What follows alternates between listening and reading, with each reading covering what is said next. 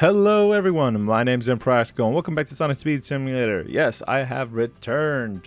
Don't worry, I am back and everything is a-okay, but I'm in time just for the Summer Scavenge event. I know I missed out on the Summer Shadow, but I'm here for an official summer event. So without further ado, let's jump into the guide.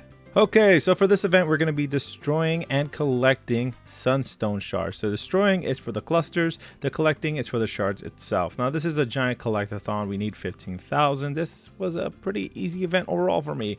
Not bad. I will be showing you guys some tips and tricks on how to get through it, starting with a manual method. That's right, you guys could just jump around and break these clusters. But there are a few things to note before you just go hopping in.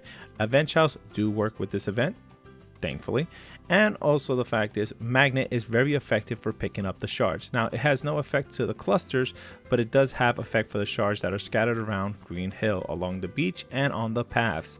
So I highly recommend that you guys have either event chows, magnet, or both to get you through this event.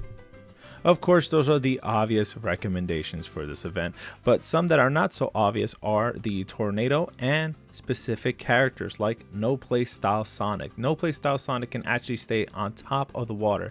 That's right, we do have a beach with depth in it now, thank God, and it's a nice aesthetic to Green Hill overall. Now, if you don't have a tornado, this is an effective way of getting the clusters above the water without worrying about diving in. Unless you want to dive in the bottom, there are clusters down there. ESP Silver is another good character to use if you plan to stay on top of the water. And again, with no tornado to have, then you should be able to do this with no problem. But again, if you have ESP Silver, you probably have a tornado, and honestly, this is just me showing off skills that are pretty much effective when it comes to this type of environment in the game. Now, this was just an honorable mention, but it goes to Angler Big. It's just because he floats. That's pretty much it.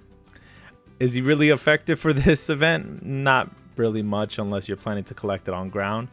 Once you're floating in the water, you're kind of like stuck floating there, but you can go really fast. That's about it when it comes to Angler Big. And look at him go, he just zooms. All right, enough distractions, back to the guide. Now, so for the tornado, you guys will see it is super effective when it comes to this map. If you plan to hang around the beach and knock down clusters, I highly recommend the tornado. It's super effective. You're able to clear out as many clusters as you can and you'll be racking up points. Now, clusters will give you 2 Sunstone shards a piece and you won't get any more, but with the mobility and the maneuverability of the tornado, you will be able to knock this out with no problem at all. But if you want my honest recommendation, the Marvelous Queen is the best vehicle to use in the game. Right now, this vehicle has it all. It has the maneuverability and the firepower of a tornado. You'll be honestly knocking out these clusters with no problem. But the best feature for the Marvelous Queen is its ability to work underwater. That's right, this vehicle can dive in the water and still destroy clusters very effectively. And I gotta be honest, if you want a vehicle that can do it both, this is the vehicle for you. On screen, I'm going to be showing off how Marvelous Queen does underwater. It is the same way as it does in air. It's very effective. Look at me go. I'm also destroying clusters. I'm destroying the chompers here in the water, and it's pretty solid. I wouldn't recommend to stay underwater the entire time, but if you're looking to farm up more clusters while they respawn, you can always dive with the Marvelous Queen and take care of it then. Now, if you're looking to get this vehicle, it's not available currently in the shop for those who have it. And for those who want it, just wait for it to come back in rotation either to the race shop or the premium podium shops. That's all I have to say about that. Okay, so we showed off the manual method being on ground, destroying clusters and picking up shards. We've also shown off the tornado, but you can also use auto run. If you guys don't have the time to play it, I highly recommend using auto run, maybe with an auto clicker just to keep the AFK timer from clearing out. But yes, it is very effective. Now you're noticing I'm not using the hoverboard. It is because the hoverboard goes way too fast. When I did my first lap with the hoverboard, I noticed the shards have not reset yet, so I found that it's more effective to just stay on foot and you'll be able to collect these shards in no time at all. The best part about this is event chows are very effective with these shards. We're talking like this is a super good method because each shard you're picking up equals 6 shards. So of course, while you're picking up them in clusters of 5 or 7, you'll be able to knock this out in no time flat. I'm telling you, this event will take you probably at most 30 to 35 minutes. Of course, this time is based on having +5 event stat or +6 if you happen to have those very rare midnight chows. Of course, if you don't want to do AFK and you want to be more effective on collecting these shards, you can just skip the auto run and run around the entire map yourself. You can switch between mounts and also attacking the clusters by homing attack as well, just to get through this event.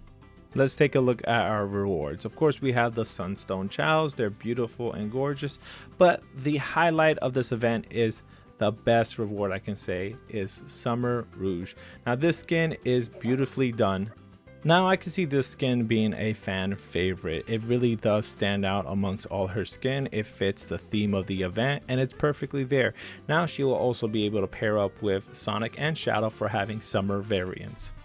And let's not forget about her trail. Now this trail is beautiful. The hibiscus flower, the sea turtles, and the palm leaves make this scream summer. And it's a good thing too, because this is what the event is entirely about. Moving on to Rouge's surfboard.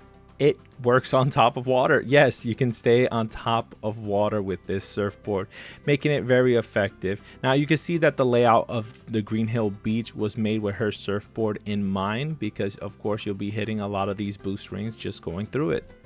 All right, let's check out the stats. Now for the Sunstone Chao, as you guys can see, just from level 25 to an evolved level 25, it is pretty okay, decent. I mean, an okay luck, but it does not beat out the Crimson Wisp. Now if we go over here to the trail, it's pretty much okay. A lot of these I like to use for my alt accounts when I need them to have a trail or something, just to quickly rush them through the zone so I can get more red star rings when I farm. So again, not that great. But if we look at Summer Rouge's stats, it's very interesting. She is heavily luck based. In fact, if you got her at 6 stars, she will have 150% in rings and plus 15 in luck. So if you want this to be your main luck character, definitely focus on this one. I believe everyone should have at least one dedicated luck character when it comes to the vending machines. And that's about wraps it up for this guide. Thank you so much for you guys sticking around. I do appreciate that. Yes, I am back and I'll be uploading regularly. There is a special project coming up pretty soon and I'll probably be dropping a teaser for you guys to get excited about. So again, thank you so much for watching. Don't forget to leave a like and subscribe. Comment down below your thoughts on the guide and this event, and I'll see you next time. Bye-bye.